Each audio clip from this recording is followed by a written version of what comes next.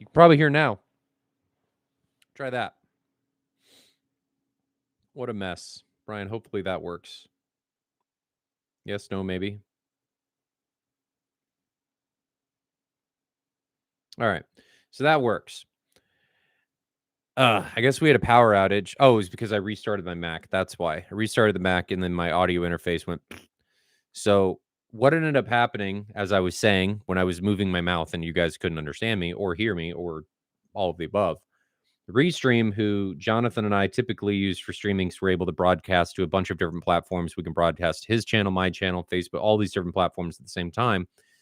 They are not working. I was running into a 503 error, 504 errors, 501s, and their platform was just taking a massive poo-poo. So I've been fighting with that all morning. I say all morning for the last like 10 minutes when I was trying to log in and was not working. So we are here. Hopefully it works. Seems to be working. And we can talk. So I watched a couple movies. When did I watch them? Saturday. My wife and I watched The Accountant 2, which I really actually enjoyed. I liked the first one. The second one, so I have a special needs brother, so it was a little closer to heart, but I enjoyed it. Not the best movie ever, but I enjoyed it. Good movie. Won't ruin it for anybody. I think it's worth watching for people. The other thing I watched with my daughter almost immediately after that. You think that'll grow faster? Maybe. But I'm not doing this for growth. I'm doing this just for fun and for people to stay informed. So if it grows, it grows. If it doesn't, it doesn't. I don't know. Maybe I'm looking at that the wrong way. But anyway, the second movie we watched, my daughter wanted to watch Bad Guys 2, and I thought she'd watched it before. I was mistaken. She had not seen it before, and it has since, she's 6, become one of the or her favorite movies for what it's worth. So she's enjoyed it. She does enjoy it. I enjoyed it. I thought it was funny. There was a part in there where this piranha, if you guys have seen the first one, he keeps farting in the suit, and Snake's like, I don't want to die from farts. I don't want to die in the fart suit. And I thought that was hilarious. It was delivered much better than that, but I thought it was hilarious. So I lost it. And my daughter was laughing. So she's watching part of that again this morning, and she had a good time. So I enjoyed both of those movies. They were a lot of fun. Anything else that was done or doing? Watched the Chiefs game yesterday. It's nice to see them not suck again. Rashid Rice is back, so Mahomes has some weapons. That was fun. Enjoyed that one. Welcome to who we got. Andrews from Melbourne. Why? You guys are committed. The Australians, I don't understand this. This was the same kind of thing that would transpire during my combat flight sim stuff on Twitch. I did that for 5 years. So for anyone that doesn't know, I stream professionally on Twitch. I would stream out to like 1,000 people live, did combat flight sim, ran international competitions for the Marines, the Air Force, all that stuff. Big sponsors. And it was more because I was the only guy that was okay at doing it. I wouldn't say I was fantastic. The streams did really well. I had multiple cameras, so I'd run like 8 instances of the same sim simultaneously, so I could be like a real broadcast where I could switch camera angles. You'd never see me actually switching. I'd just hit a view and it would change to that camera angle. So it was super cool.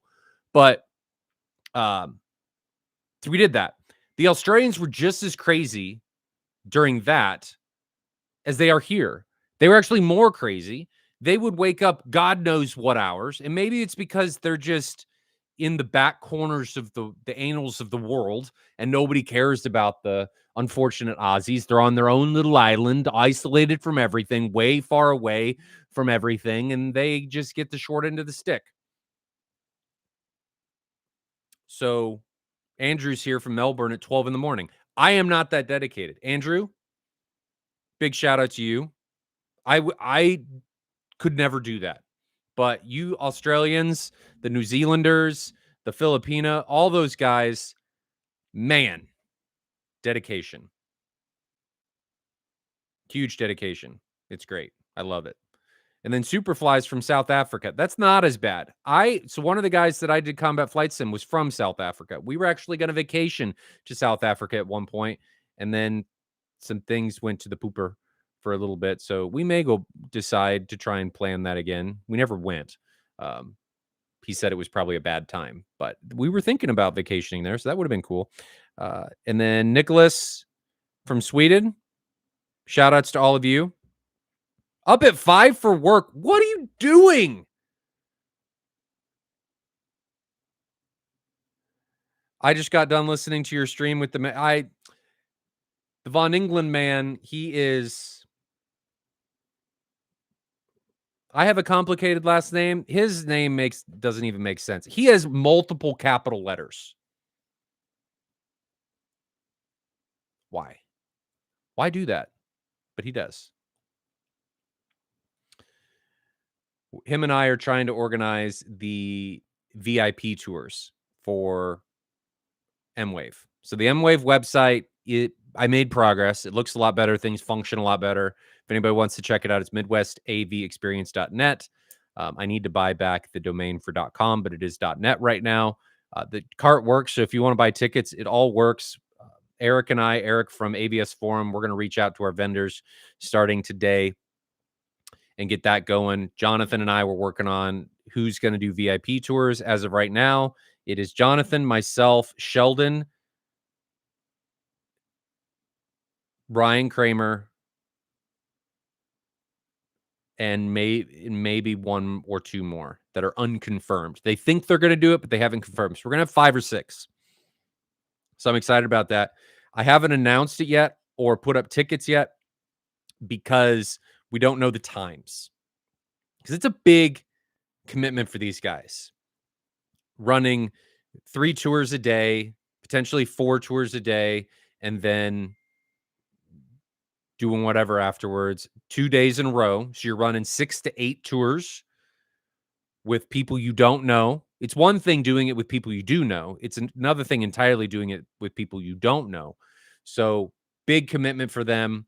For anybody that doesn't know, we typically charge $200 per tour. And we do that because of the commitment for people. Last year, Michael and I split it with the people that were running it, but this year it's all going to them, which I think is much more fair. So I'm happy to be able to support them and then being able to share cases. And the other reason we do that is because it creates a level of scarcity. And we want to make sure that if people are saying they're going to go, they're going to go. Because if we only have a finite number of seats, and if you say you're going to go and then you don't show up, you're kind of upsetting another person that would have shown up and they didn't get the opportunity. So it's really important that if you say you're going to go, you go.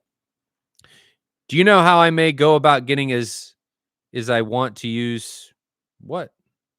Oh, Andrew, I have a data set AP20 that I've saved from going to the trash. It needs a PSU, which is easy for me to replace. The issue I think we'll have is getting the Dirac license for it. Do you know how I may go about getting it, as I want to use it to do DSP and room correction in one of my rooms? So sorry for reading that so terribly. We usually, for anybody that's just joining, we usually use Restream. Restream was not available this morning. It decided that it wanted to take a massive poo and not work. I'm going to check it one more time because it would be nice to switch back over because this is not nearly as good. It is still not working. They still have a 503 error. So the comments are a lot easier to read on Restream. So I'm going to struggle this morning for the next 45 minutes while we do this to read your comments. But on the data set, I don't have a good answer for you, Andrew. I would assume reach out to Dirac. Send an email to their customer support. Just say, hey, I got a data set AP20. Can I get a Dirac license? Is that something that's possible on this machine? If I remember correctly, the stuff from Denon and Marantz, you got to buy through Dirac anyway, I think. So I would assume the best course of action for you to do that would be to reach out to Dirac directly. Nicholas Magnuson says, I want to get some tactical base, but can't add a near field, Heezy, or Boss. How realistic are base shakers and butt kickers? Realistic. Instead of those, if you're trying to chase tactile, I would do direct attach if you can. So if your seats allow for it, instead of directly attaching a butt kicker, put something like a 12-inch driver directly attached, open baffle to your seat, underneath the seat. That is going to give you, in my opinion, a much more realistic feel than a butt kicker will. Now, if you combine that open baffle 12 with a butt kicker, because that 12 is not going to be able to dig down as low as a butt kicker will, you get the best of both. You use the butt kicker to go low, you use the traditional open baffle 12 to be in your kick range. It's like doing imper and kick, except you're directly attaching to your seat. That's what I did. And if I remember correctly, it's kind of what Jonathan does with his near field and his butt kickers, and Sheldon does something similar. It allows for them to complement each other, and it works really, really well. And then you cross over and blend them together, and it's really, really good. I enjoyed it a lot. I don't need it because I have a 64-inch sub that is technically a near field, and it's like getting hit with a piece of plywood whenever things go off if I turn it up high enough. So I don't need it. But for you, I would say if you're chasing that, direct attach a 12. And one way to do this is to take a piece of plywood, cut a hole in it like you would be creating a sub cabinet, and then mount the driver into it. And then you can put the butt kickers anywhere if you want to do both. That's what I would do, in my opinion. The guy got it from contacted Dirac and they said no, it's a commercial. Oh. So Andrew's comment is in reference to him asking if he can get Dirac on a Datasat, and they said no. Well, my assumption then, Andrew, would be that it's not possible. Why I'm not sure. Maybe Dirac doesn't do anything with commercial. Internal circuitry could be very different. But I think you may be out of luck. That is unfortunate. Sorry to hear that. Nicholas says, will I get the kick from OB12 in my butt then? You're going to get a lot. Way more than you think. Way more than you think. You're sitting really close to a sub, regardless if it's a 12.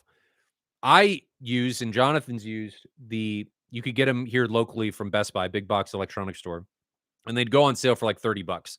If anybody's seen the image, I don't know if it's publicly available. One of the guys here, Brian Fellers, has a wall with 80 of these drivers in it that he's using for subs. It's going to be insane when he turns this thing on. But same drivers, and you would direct attach them. It's sitting a couple inches away from your behind, so you're going to feel it. It's going to be able to kick. It's not going to take a lot of power to run. It's a great experience. And it doesn't have to be that sub driver. I would get a capable driver, but you don't need to get the best thing known to man. You don't need to spend $1,000. I don't know what prices are like on sub drivers where you sit locally, but yeah, you're going to have a great experience if done properly. There's forums, I believe, on threads on AVS forum that talk about this. It's worth doing. I enjoyed mine. It's just, it gets complicated. There's more cables. You got to wire it in parallel or series, depending on your application method. But it's worth it. Couple that with some butt kickers. Great experience. So what do I have coming up? What are we doing? I lent out the M4K25 to one of my close friends, lives around me, Ryan Kramer. And the comments he sent back were more like, oh my God, this thing's ridiculous. Because he has a 200-inch screen and he was sending screenshots and oh my, he's excited. That thing, if you haven't experienced something like it's one to see one in somebody else's room, but when you experience something like that in your own room, especially when you have a screen that makes sense for something of that nature, he really liked it. I mean, it's 25,000 lumens on a 200-inch screen. It's cool. Needs a video processor, as all the big boys do, but he was very happy about it. And his daughter, if I quote, and sorry, Ryan, if I shouldn't be saying this, but his daughter said, and I quote, "This is so stupidly awesome." That's just from his daughter that isn't invested in home theater. It's not primary hobby or anything. And she thought it was super cool. So I'm glad that they were able to enjoy it. Hopefully they continue to enjoy it today. Andrew Nicholas, I put 2 transducers in my theater seats. Man, do it. It's awesome for a little to no cost. Yes, it's worth it. You got to properly implement them, but it is absolutely worth it for sure. What is next on my agenda for home theater? Where am I going? Well, not on home theater. Today I got my 501(c)(3), which is the tax exempt status for my Garage 21 thing about teaching special needs people how to work on cards. So that was super exciting this morning. I didn't know that was coming. I thought it'd be months out. So that was super exciting. Stoked about that. Um, Trying to organize a calibration tour here in the Midwest, mainly around Kansas City, with, I think, Sammy Prescott. So if anybody is in this region and you're watching and you have any interest in getting your projector calibrated, if I remember right, it was 800 and something dollars to get a full professional calibration. And Sammy's one of the best. So if that interests you, send me a message. Again, it's in Kansas City. He's not going to do the $800 for a tour, but you're not in Kansas City and you're on the East Coast or West Coast or in Iowa even. You got to be in Kansas City. So if anybody here is in Kansas City and wants to partake in that, $800 roundabouts. I think it's like 850 or something is the price we discussed. Um, and you can get a calibration. So that's exciting. I'm excited to have him out if we can make that happen. He's a great calibrator, a good friend, and a objectivist in the space. He brings a lot of no nonsense into commentary. We're going to try and get him out to M-Wave to help Jason do a room with TV and projector comparisons, teaching people or taking, I won't say teaching. So one thing I've been talking to Jason on, and we have a meeting about it tomorrow, is doing a calibration that people can watch. So from start to finish, people can watch and ask questions. This is not, hey, we're going to teach you how to calibrate. No, no, no. It's we're going to calibrate and you can ask questions of the why. Hey, this looks different. What are the gotchas and things you need to look out for? Because to teach to calibrate, it's a longer process than that. And you need to really calibrate with the level of gear, like the laser projectors and stuff, to really do it well. You need some expensive stuff. I know that sounds weird, but this is one of those professions where you really need high end stuff like a Jetty or Color Research or, well, both, or a Klein and a Jetty or a Klein and a Color Research and other stuff. I mean, you're looking at least 10 grand in equipment in order to be able to do that and to do it properly because of the wavelengths that a lot of these projectors are utilizing now.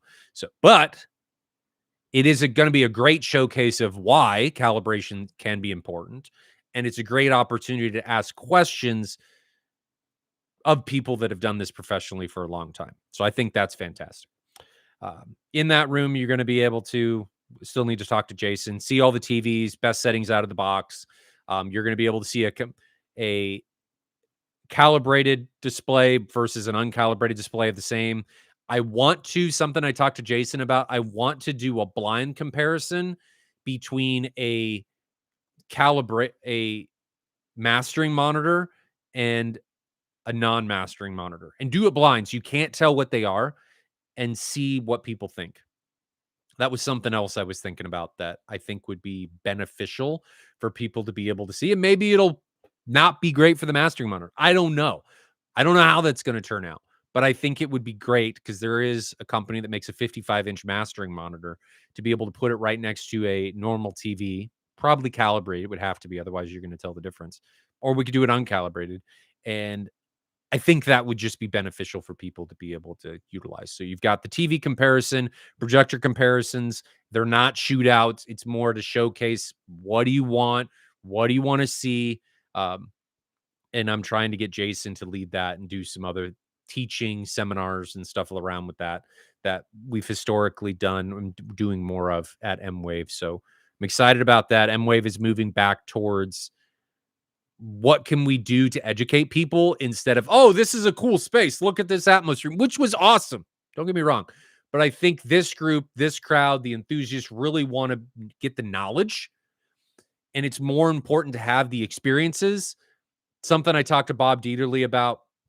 Him and I are, mainly him, are looking at creating a new line of subwoofers.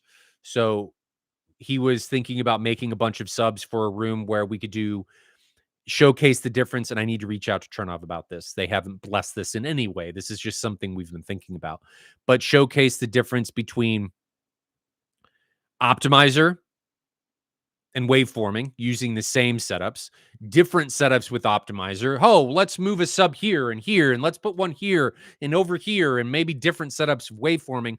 And Bob was saying, ideally, how he'd want to do it, there'd be something like 24 18s in that room because we need them in different locations.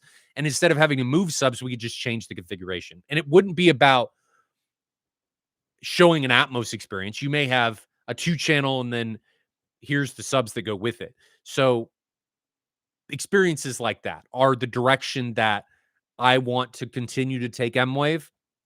And now that the website is more fleshed out, we're getting ready to announce the VIP tours. I'm going to work in getting with vendors this week. We're going to get things going so that you guys, if you do want to come to M-Wave, you know what you're getting into. Todd, Tron Ares 3D, not Tron 2. In what context? How did we get to Tron, Todd? I haven't seen Tron Ares. Tron Ares, yeah. I'm excited. Some people say it's visually and auditorily amazing. Story's not great. But I made this comment, I think with Jonathan, that, or maybe it was, I don't remember who I was making it with. So sorry if I'm reiterating myself. That the Tron movie, Tron Legacy, was not nearly as well received when it released as it is now. Oh, you watched, I see. Tron Ares this weekend. I gotcha. Makes sense. Makes sense.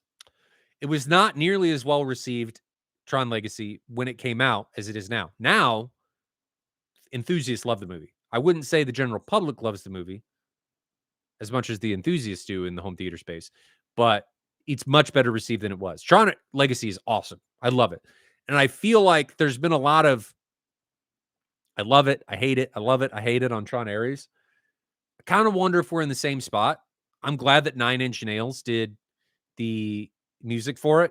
Daft Punk's a tough act to follow, but 9 Inch Nails, I love them. I think they're fantastic. So I'm glad somebody that I love is doing the soundtrack for Tron Ares. I'm excited to see it. I won't watch it until it comes out on Kaleidoscape. Not going to happen. I don't like commercial theaters anymore. It's just not my jam. No, every time I go, it is a subpar experience. And I don't enjoy it. It's not fun. I'm putting my experience in the hands of somebody else. And that bothers me because they always screw it up to some level, some extent. And it just irritates me. Oh, there's waves in the screen. Oh, the sound's way too hot. Oh, this, oh, that. And it takes me out of the experience. It's immersion breaking. If something happens, I want it to be my fault because I can fix it. Not so I can pause it until it's fixed. If I'm paying to go see a movie, not great. And I have no idea what the experience is going to be. We've talked about this before. Is it how they intended for that particular theatrical mix, auditorially and visually? Because I can't say it's the director and cinematographer's intent because there's so many different versions. Who knows? But for that particular version, let's say IMAX, is everything being done how it should be done or shown in IMAX? That bothers me because I'm not in control. And I won't say that I'm doing things how IMAX would want it. That's not true. I'm not. But it's how I want to watch it. So I will not, typically, unless Jonathan twists my arm and makes me go, I won't go to a commercial cinema. Not fun. Not fun. Kellen says, want to see a movie a couple weeks ago, and clearly the entire left channel was just not working. Silent, terrible. Exactly. See, not Kellen's fault. It's somebody else's fault, and he has no control over fixing it. Irritating. Eric from AVS Forum, the editor, said he saw Tron Ares. I think it was Tron Ares, and it was like 15 dB above reference is how loud they were playing it. He said it was so loud that he left and had to get a refund. That's not okay. That's not what commercials should be doing. And the unfortunate thing about a lot of the commercial theaters is I don't think, and this is probably because the employees aren't getting paid enough. The employees don't care enough to set that bar, to ensure that things are being showcased the way they need to be shown. And that's unfortunate. I can't really hate on them for it. I get it. If I was in their position, I don't think I would either. Probably not enthusiast. I get it. I get it. But it is unfortunate that you go to a commercial cinema and the experience you have, who knows what you're going to get? Who knows? So won't do that anymore. So I'll wait for it to come out in commercial. So excited about that. Not sure when it, or excited for it to come out on Kaleidoscape. Not excited for it to come out on commercial. To get out of commercial is what I meant.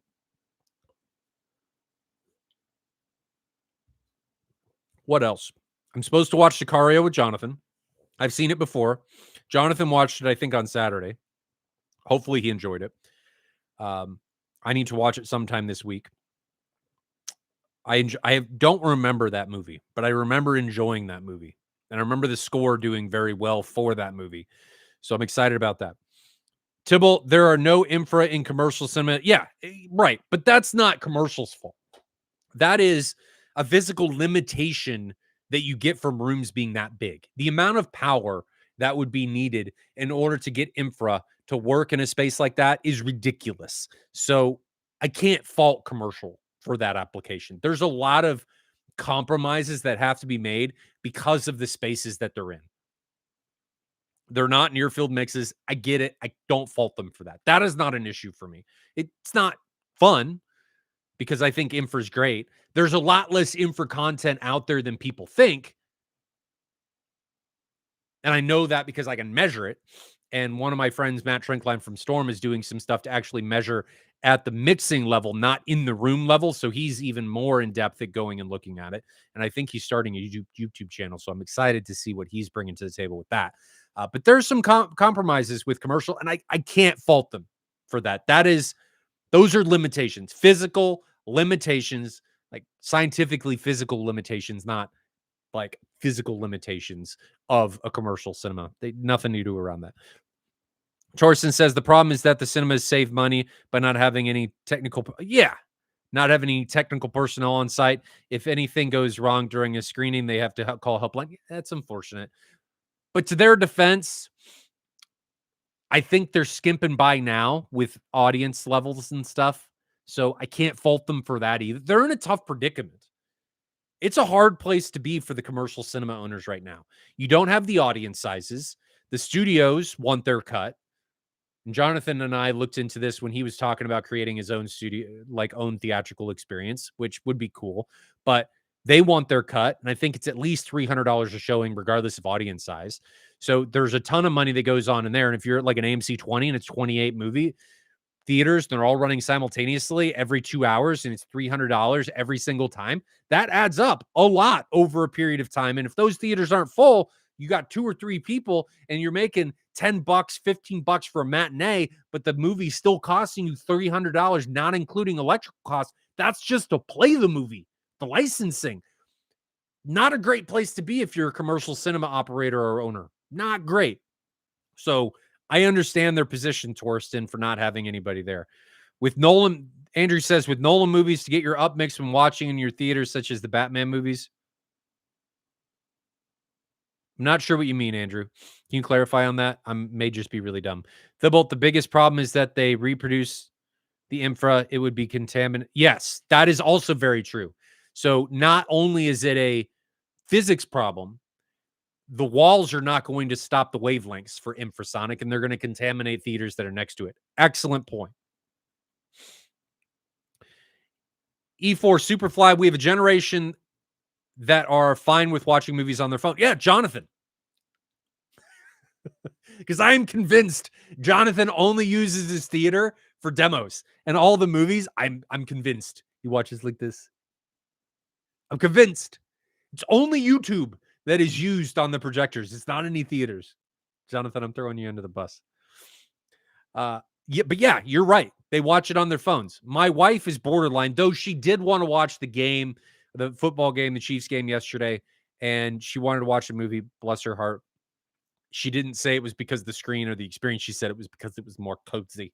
So she's borderline, but she'll watch all of her stuff. Granted, it's crime dramas in the bedroom. Why? Oh, that brings up something else. Why do women, majority, there are men that watch them, they can be interesting, enjoy crime dramas? My wife will freak out if she thinks somebody's snooping around the house when alarm's not working or something. Yet she watches these documentaries that are literally about people getting cut up, kidnapped, and murdered. Why? I don't understand that whole thought process. I'm going to have anxiety about all of this, but one of the favorite things that I'm going to watch is about people getting murdered, cut up, and stolen. Yeah. Great. E4 Superfly, I think I upmix Nolan movies and it sounds so good. Oh, I see. No, so funny about Nolan. Are there any Nolan movies that are actually Atmos? Or are they all just base layer?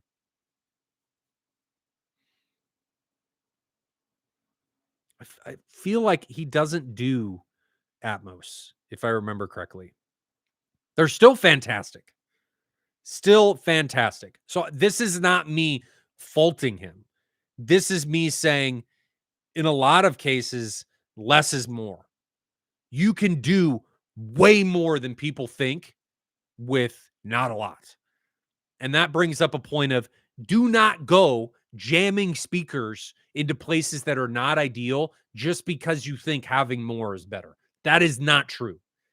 If you are in a room that is not conducive for running more than 5 channels or even just a front soundstage, let alone Atmos or 4 subs or all of this other stuff, do not do it, because jamming things in where they're not a great fit is a recipe for a bad experience. It's like trying to drive. I'm gonna use this example because I'm getting more and more into automotive as I develop this company and stuff. It's like trying to drive a race car, like a dedicated race car on the street. Driving it on a track, phenomenal experience. Driving it on the street, terrible, because that is not what it was designed to do. You're trying to put speakers into positions that they're not really designed optimally to work in. Bad experience. You've got to provide the foundation.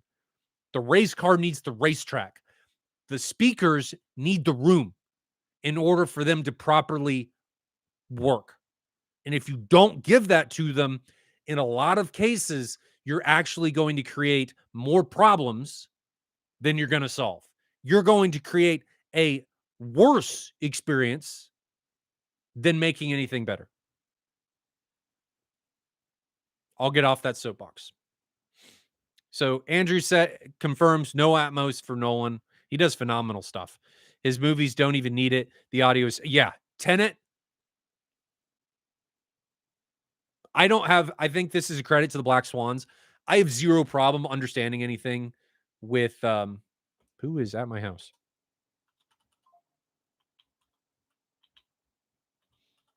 Hold on.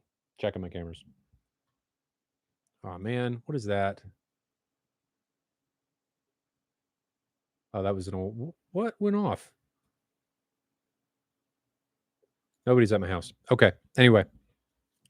I have no problem understanding the dialogue in Tenet. I never have. Tenet is amazing. I do not know of a bad, off the top of my head, a bad Christopher Nolan movie. Mice in the Walls.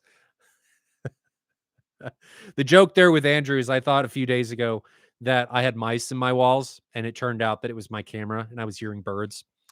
I about had an aneurysm because there must have been 20 mice behind my screen. I thought they'd moved into the pink fluffy. They were creating more mice is a nice way of saying it. I was going to lose my mind. Rage texting my wife like, "Oh my god, theater's ending." But it was the camera. It was the camera. His movies don't, yeah. I agree. Properly done, fantastic. Don't talk about crime dramas here in the UK. That's all they show on TV. It's all they show a lot here on cable. My wife doesn't watch them on cable. She watches them on Netflix and stuff, but it's funny how that works. Torsten, if theater attendance keeps falling, so you think it will still be economical viable to make epic blockbusters on the scale of Avatar? That is a great question. I don't know. Because one of the questions we had with Kaleidoscape and their CEO, we did a recording for the AVS podcast last week, was I don't even remember where I was going with that. My brain decided it didn't want to continue. Oh, how people are watching.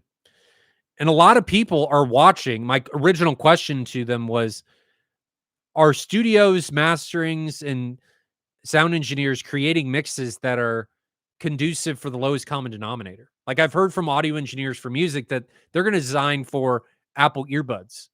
They want it to sound good there because that's how majority of people are going to listen to the music. And if they design for somebody wearing like Audezes or in a awesome 2-channel setup, it may sound like crap on the earbuds. So are they doing the same thing for movies? And in some ways he said yes, in some ways he said no, in some ways he said he didn't know. So I didn't get a good answer for it. But that is an excellent question, Torsten. And it is something that I'm worried about, because if more and more people are watching on their phone, or they're watching on their TV, and they're watching on their soundbar, and commercial goes out of business, probably going to have a problem. Because in the past, even though the majority of people watching on their TV, and just really the TV soundbars didn't exist, watching on your phone wasn't a possibility, you still had the commercial mix that could be provided to home theater users if you wanted to buy it on physical media. I'm worried that that may go away at some point. I don't think it will, because it impacts the art form and how they're able to convey that, but I do worry about it. STL Sports Audio Fan, there's a big misconception that you can do poor placement because room correction will adjust. Yeah, that is an excellent point. That room correction will solve a lot of this. The actualness of it is, room correction, if you lean on it too much, is going to make things worse, because it can only do so much. And there are actually a lot of times where room correction will get it wrong. Or even if it does get it objectively right, it may not be subjectively right for you. So do not lean on room correction just as a way for you to try and put something or do something that doesn't belong. TY says, or Ty, I've accepted I'm too incompetent to self-manage calibration with REW and my Dayton mic. Can you elaborate for a sec about it? Is it Omni mic? Are they purchasable? There is a new Omni mic. It did come out. It is more expensive. I don't know if it's more capable. It is more expensive. Calibration is hard. It is a learned skill. It is not something that you're just going to be able to pick up and make happen. It won't. That's not what it is. You got to learn it. You got to put it into practice. You got to massage it. You got to get better at it. It is a talent that you're going to get better at over time. So you may not be great at it now. I frankly sucked at it. I still do suck at it in comparison to some of my peers and friends. But it is something that you will get better at as long as you're pursuing better and better action. So don't let that stop you. I would start simple. A lot of people have a tendency to try and jump in too much. And they're like, I'm going to calibrate my whole theater. Don't do that. Calibrate one speaker or a 2-channel setup.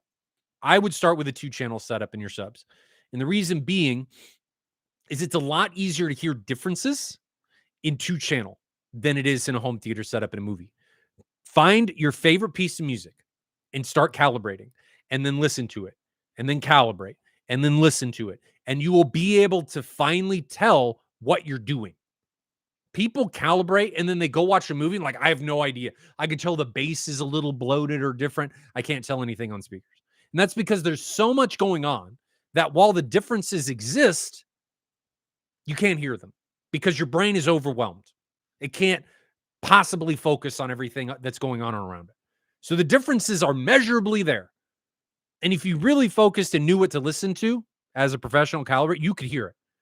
But for the majority of people, they're going to hear it and be like, I don't know. So start small. Like with any learned talent, any learned skill, you don't typically just jump all in. You got to start small. And the same thing goes here. Start with home theater or start with 2 channel. Start with 2 channel and one or all of your subs. And build from there. Get really good at that. Get it how you want and then add more and then add more and then add more and get better so that as you're adding, you can tell the difference instead of overwhelming yourself from the start. That's what I would do. Just looking at comments. Thibault says, I completely agree. I have 7 speakers on the ceiling for QA purposes, and I only use 4 of them. I had, when I was doing my Martin Logan theater, and I still love that Martin Logan theater, I had more speakers on the ceiling than I did at the base layer. I had 1, 2, 3, 4, 5, 6, 7, 8, 9, 10, 11, 12. I had 12 speakers on my ceiling and 11 in my base layer. 12 speakers. I had front, left, and right height, front, center height, 6 tops, voice of God, and 2 rear heights. It was a lot. And I couldn't tell because my ceilings weren't tall enough. I did it really because I could, not because I should. And that was, I couldn't tell. It may have made things worse. Derek Harrell, Ryan, I don't understand why my wife gets so nervous after watching these shows. Who's at my house? Yeah, exactly. This is back to the crime drama part of this discussion. I'm going to watch people. It's like watching a horror movie without the horror aspect, but it kind of is horror. You just don't have the music or the creepy dude with the mask running around because you never see the actual thing transpire. You just see the aftermath and the dead body, probably. It's like watching a horror movie that's not a horror movie, if you get what I mean. And then they wonder, why am I so freaked out and anxious all the time? You've been watching people get murdered all day. This documentary ended. Let's watch somebody else get murdered. This guy targeted 27 women and they never found any of their bodies. Like, I don't get it. I don't get it. But she loves them. She loves them. Not really sure why, but she does.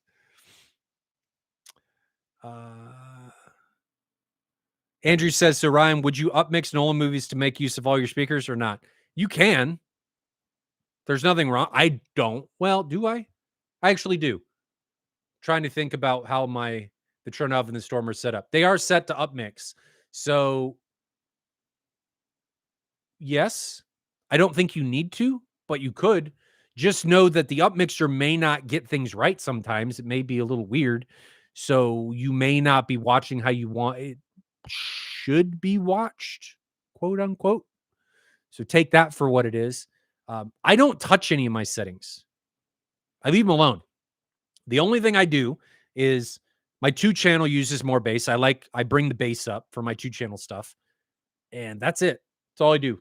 It's the only change that happens. And it happens automatically when I switch inputs. It happens on the Storm and the Turnoff. I don't change anything else. I may adjust the volume. Well, not even really the volume. If I'm typically watching, I watch 35. I'm like 10 under reference is where I'm watching just for enjoyment. If I'm watching a movie that's like a war movie or a kaiju movie or something, reference all day, every day. No question. Ears are bleeding. Or concert, like if I'm watching not just concert, but music stuff, A Star Is Born, Mother Truckin' reference. No question. But typically for the first viewing, 8 to 10 under reference is where I usually am. Music, it's actually around the same place. Unless it's something that I'm really rocking out to, then I have to turn the SPL meter on because I'll go above reference sometimes.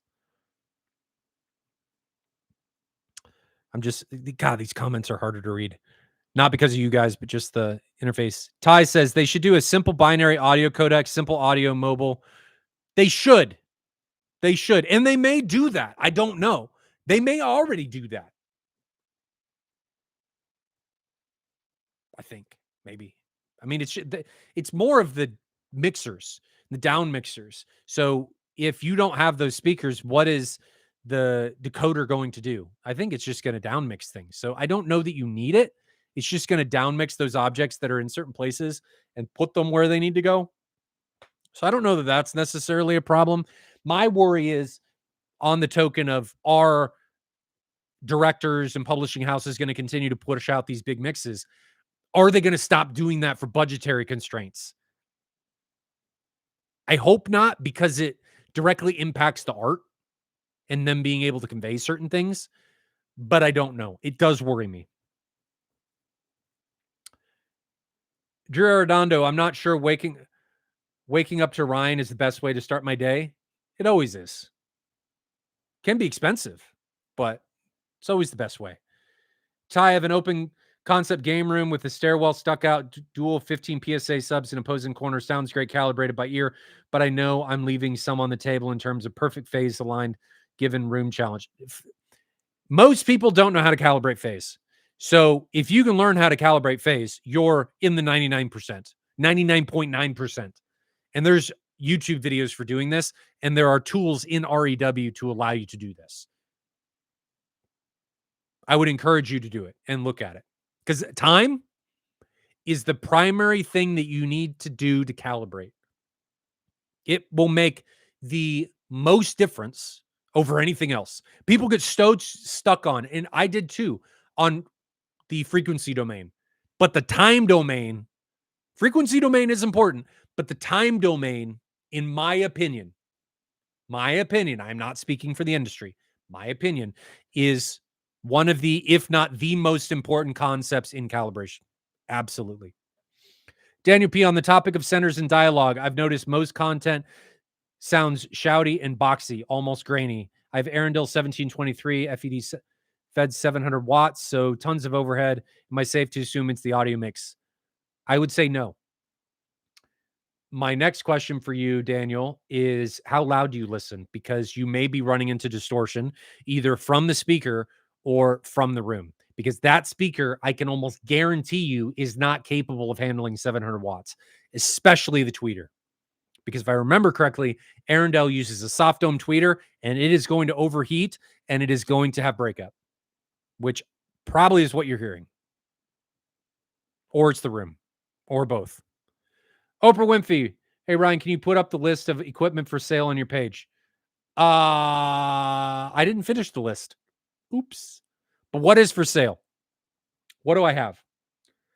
Not a lot. I've got LS 12,000, so Epson LS 12,000s, and I've got some Storm stuff, and I have a Sony AZ3000. The Sony AZ3000, it's a Sony's AVR. It's actually really good. Gene from Audioholics measured the AZ series. They're fantastic. They've got some quirks, not quirks, because quirks a lot of people think are bad. They do some things differently for calibration. They have their own proprietary calibration method. They do support dual centers. The 3000 does not, which is the one I have, which is actually why I bought the Sony, because I needed dual center, and I thought the 3000 did it. It did not. I needed this 5000, so that's why it's 3000s for sale. But if you want one, phenomenal AVR, you're going to get a banging price. Just send me a message. It needs to go.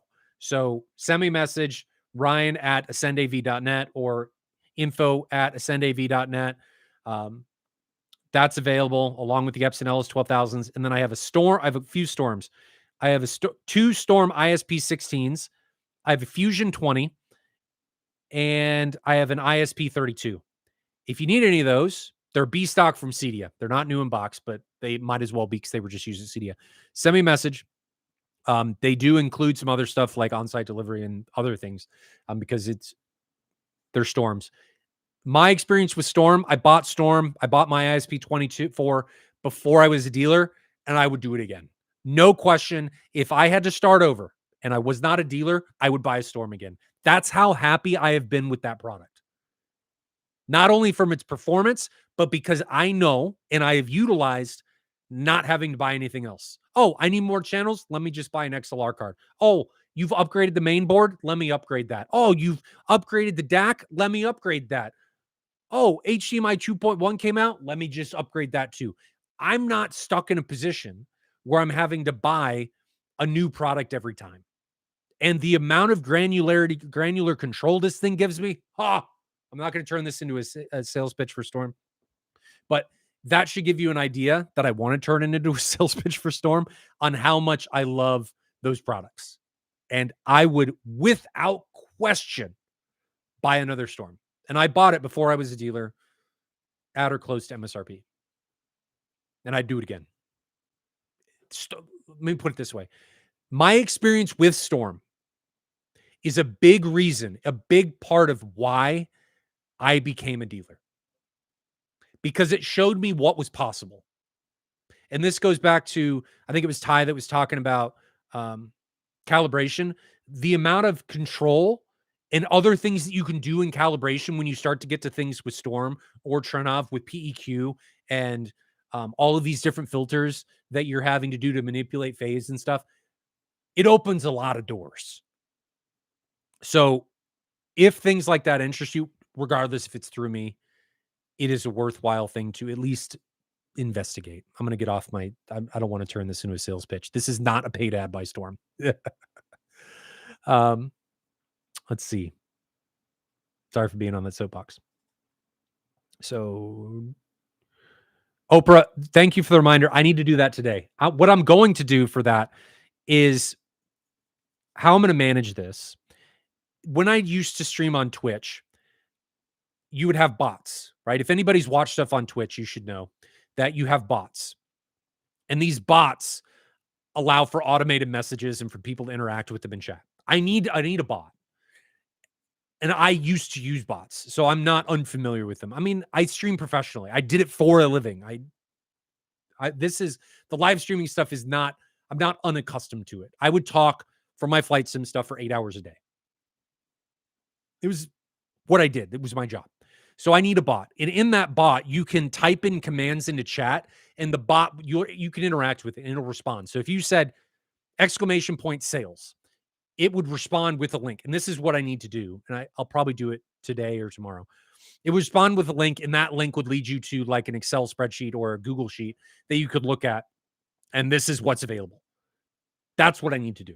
Instead of having like me posting something, I just need to have that sheet. Or if somebody needs my contact info, you can just do !1 contact and it'll respond with it. Thanks for the reminder. I need to do that today. Now that I've got a big part of the M-Wave website done, moving on.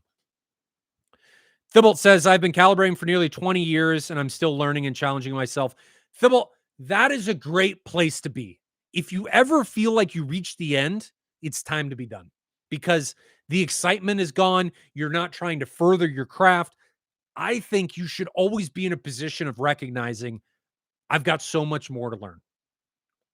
I personally never like being the smartest one in the room because I don't have, and I never am.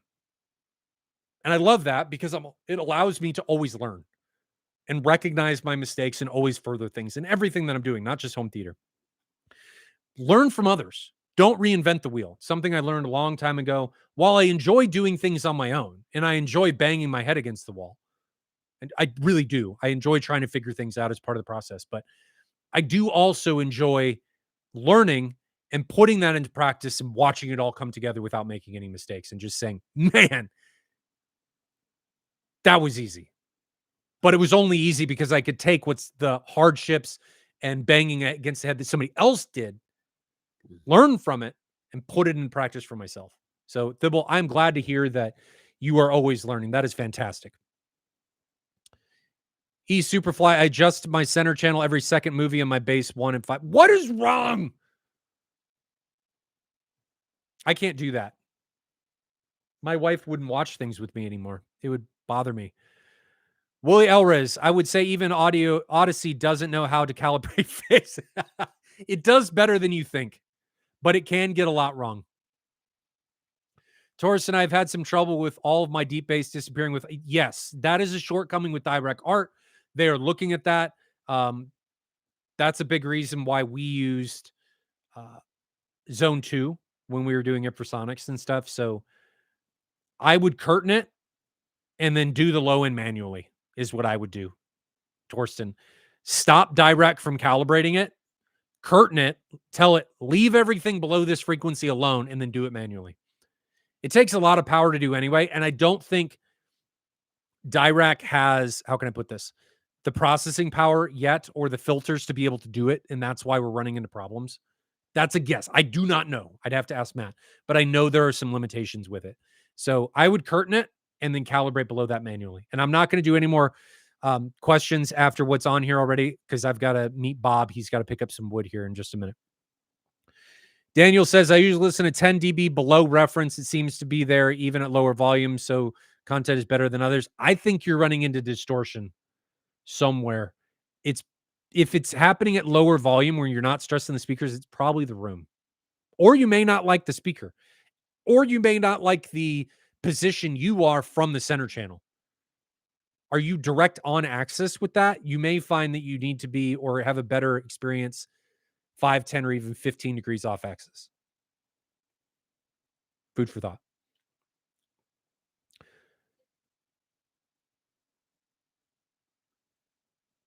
Oh, Bob's going to head over when I finish the stream he's watching. Okay, so that's better. Ty says, Thorsten, a lot of people have given similar feedback on Dirac, including Jonathan. I think it kills him for Sonics. It's a limitation right now. They're working on it.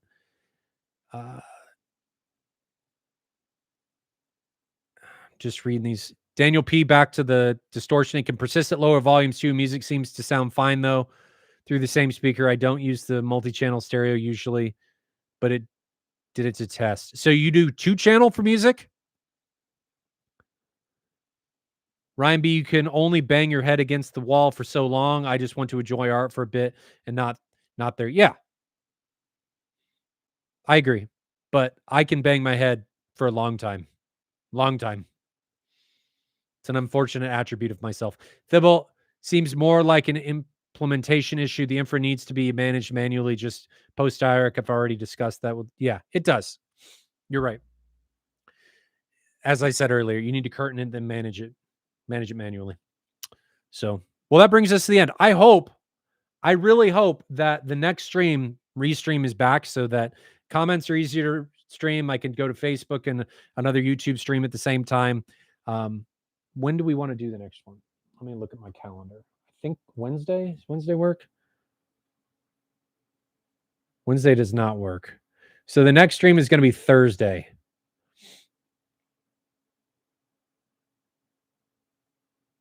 I think. Yes. Next stream is Thursday. So we'll have another solo stream on Thursday. I'm not sure when the next AV Experience stream will be with Jonathan. I'm assuming it'll be Friday, maybe Saturday, but we'll get that. But the next solo one will be Thursday. I'll put it on the calendar as soon as Restream gets back up and I'll schedule it. But we're going to call it quits for here. Thanks for joining me for this one. I always appreciate interacting with all of you guys. If you have any questions, need equipment or anything like that, do not hesitate to reach out. Email is ryan@ascendav.net. I am always happy to help, even if you don't purchase anything. I joined this space because I got tired of other dealers reaching in as far as they could to people's wallets. That is not why I'm here.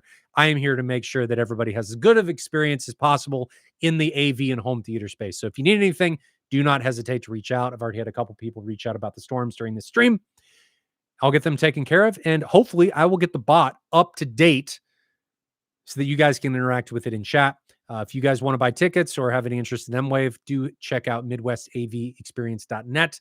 We were going to get the VIP stuff ironed out and up there this week. I got to reach out to vendors, but tickets are live and you can purchase them, just not the VIP stuff. So hope you all have a great day. Enjoy that home theater journey.